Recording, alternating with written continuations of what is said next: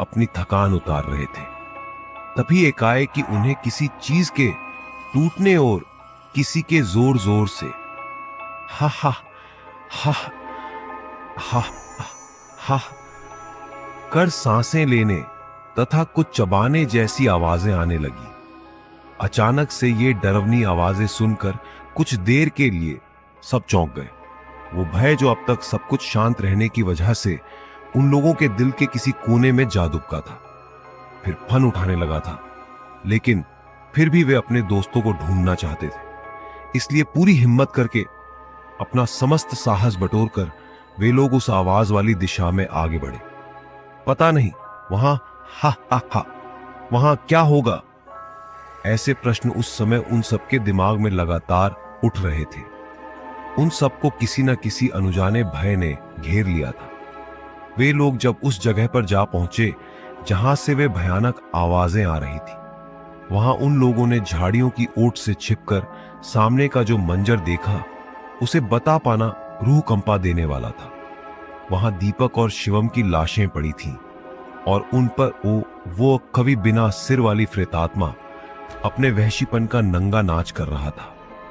उसका सिर उसके हाथ में था और वो भयानक चेहरा खून से सना हुआ, उसके मुंह टपकती लाल और उसके सामने पड़े दीपक तथा शिवम के क्षत विक्षत मृत शरीर, वो उनके अंगों को उनके जिस्म से अलग करके ऐसे चबा रहा था जैसे जन्मों का भूखा वहशी दरिंदा हो।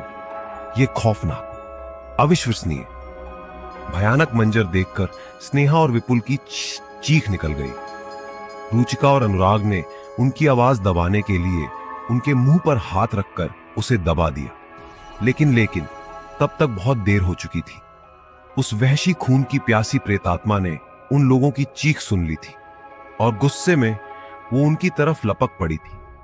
वहीं दूसरी तरफ उस दुष्कर दृश्य को देखकर भय से आतंकित प्रिया वहीं पर बेहोश हो गई।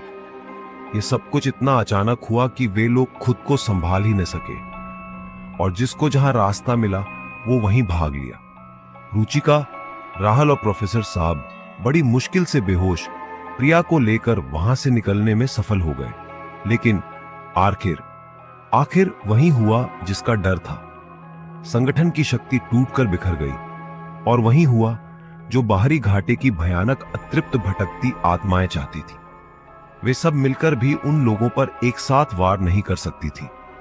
ऐसे में उन लोगों का एक दूसरे से अलग हो जाना उनके लिए सोने पे सुहागा वाली बात हो गई थी।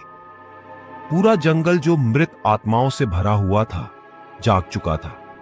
चहू और चीत्कार मची हुई थी। पूरे जंगल में चीख पुकार मच गई थी। जोर जोर से हूंसने, रोने, चीखने, चिल्लाने की सैकड़ों आवाजें पूरे जंगल में गूंज रही थी। मारवाड़ी में ऐसी घटना को बाविसी जागना कहते हैं। बहुत से लोगों ने इस अविश्वसनीय और दुर्लभ घटना को अपनी आंखों से देखा है, अपने कानों से सुना है। बाविसी जागरण का मतलब एक साथ कई भयानक और अतृप्त भटकती हुई प्रेतात्माओं के एक साथ प्रत्यक्षीकरण से है।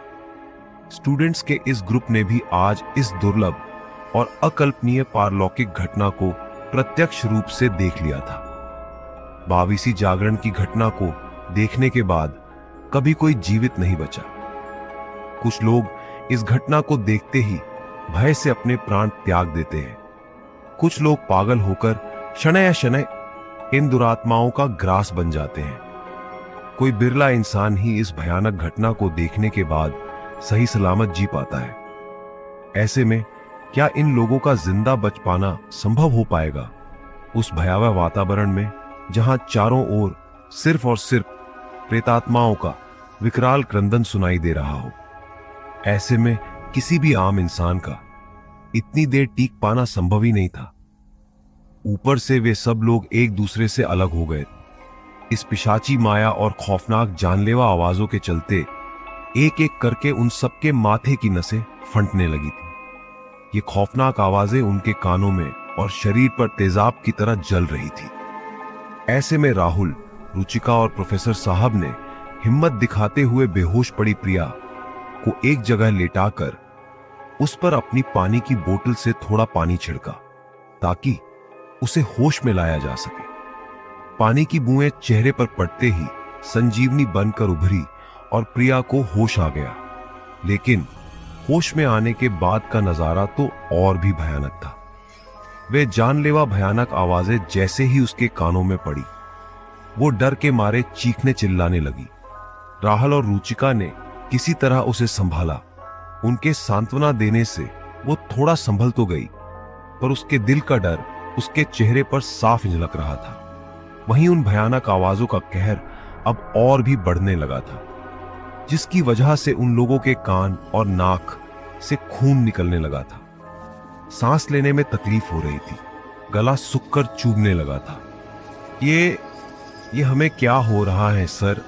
ऐसे तो हम इन जानलेवा आवाजों से ही मर जाएंगे सर, हांफते हुए राहुल बोला। आह, ये तो मुझे भी समझ नहीं आ रहा है राहुल। अब मुझे तो वैसे भी अस्थमा की प्रॉब्लम है, प्रोफेसर साहब ने अपनी जेब से पंप निकालकर मुंह में स्प्रे करते हुए कहा। सर, मेरे पास एक आइडिया है। अगर क्या? रुचिका बताओ तो सही, प्रिया बोली। अगर हम अपने चेहरे को बहुत से कपड़े लपेटकर पूरी तरह से ढक दे तो ये आवाजें हमारे कानों में कम पड़ेगी और शायद हम इनसे थोड़ा बच सकेंगे, रुचिका ने कहा। तुम ठीक कहती हो रुचिका बेटा, मुझे भी ये ठीक ही लग रहा है। और फिर इसके सिवा हमारे पास और कोई रास्ता भी तो नहीं है। हमें यही करना चाहिए, प्रोफेसर साहब बोले। उन सब ने अपने अपने बैग से टोवेल, नैपकिन, हैंकी और जो भी कपड़ा ठीक लगा, उन सब से अपने चेहरे को पूरी तरह से बांध लिया। जितने ज्यादा हो सके कपड़ों को अपने चेहरे पर लपेट लिया। सिर्फ आंखों के सिवा और कुछ नजर ही नहीं आ रहा था। फिर भी उन आवाजों का कहर उन पर बरसने में कोई विशेष कमी तो नहीं आई थी, पर फिर भी अपनी सुरक्षा के लिए ये उनके द्वारा उठाया गया एक सार्थक कदम सिद्ध हो रहा था। वहीं दूसरी तरफ एक एक करके उनके साथी उन क्रर आवाजों की भेंट चढ़ रहे थे। स्वतः ही लहलुहान होकर जमीन पर गिर रहे थे। उनका शरीर फट रहा था और इस कारण शरीर पर जगह जगह से खून रिस रहा था। वे लोग पागल हो रहे थे। उनके दिमाग की नसें फट रही थीं और अपना सिर पकड़कर शांति की खोज में पागलों की तरह इधर उधर भाग रहे थे। उनकी छटपटाहट, उनकी बेचैनी और इस तरह से व्याकुल होकर तड़पना, सब कुछ सिर्फ उन पिशाची आवाजों की वजह से हो रहा था। आखिर इस स्थिति में वे लोग कब तक जिंदा बच पाते? अंततः उस पैशाची माया के आगे इंसानी जज्बा नहीं टिक सका।